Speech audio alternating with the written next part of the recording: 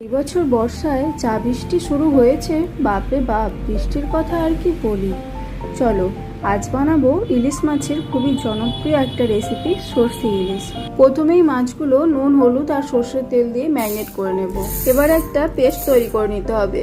তার জন্য মিক্সি জারের মধ্যে 2 চামচ সাদা সর্ষে, 2 চামচ কালো সর্ষে, 2 চামচ পোস্ত, সামান্য লবণ, সর্ষের তেল আর কাঁচা লঙ্কা দিয়ে পেস্টটা বানিয়ে নেব।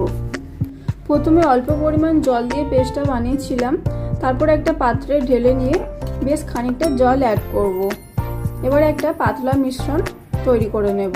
সম্পূর্ণ মিশ্রণটা এইভাবে ছাঁকনির সাহায্যে একবার ছেঁকে নেবে, তাহলে সর্ষের খোসাগুলো বাদ পড়ে যায়, খেতে অনেকটাই বেশি ভালো লাগে। এবার করে পরিমাণ মতো সর্ষের তেল দিয়ে ভালো করে গরম করে নেব।